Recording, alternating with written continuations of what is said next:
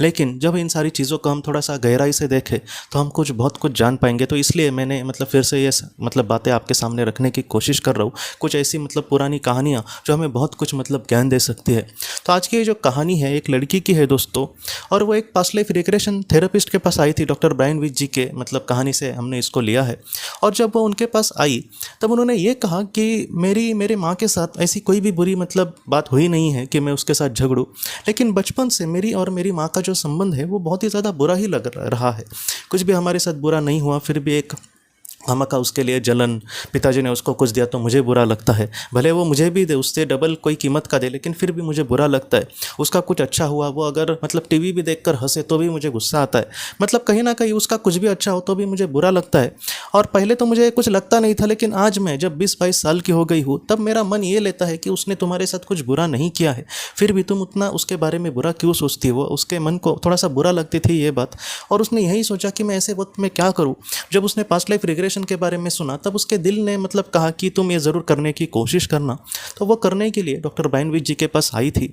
जब उसने अपना पास्ट लाइफ रिग्रेशन किया दोस्तों, तब उसने ये देखा कि ये जो उसकी आज की माँ है वो उसके पहले के एक जन्म में उसके सौतेली माँ थी, और उस जीवन में इसकी जो माँ थी वो मतलब अच्छी थी और बहुत ही प्यार करती थी उससे, लेकिन वो मतलब चल बसी दोस्तों। और उसके बाद इसके पापा ने इस महिला के साथ उस जीवन में शादी की थी, मतलब वो उसका पहले का जन्म था दोनों का।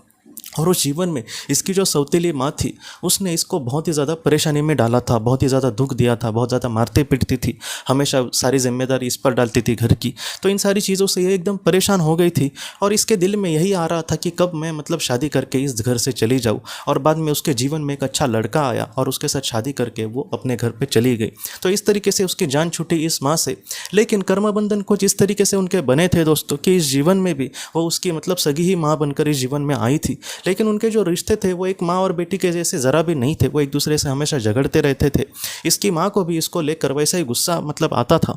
ये जो सारी चीज़ें हैं वो जानने के बाद उस लड़की ने ये कहा है कि मेरे मन से सच बोलूँ तो एक बहुत बड़ा बोझ उतर गया ऐसे लग रहा है, क्योंकि मैं बार बार यही सोचती थी कि इस महिला के साथ, इस मेरी माँ के साथ मेरे आखिर क्या बुरे रिश्ते हैं। लेकिन आज उसने बहुत ही अच्छे से समझ पाई कि आखिर उसका मतलब कारण क्या था।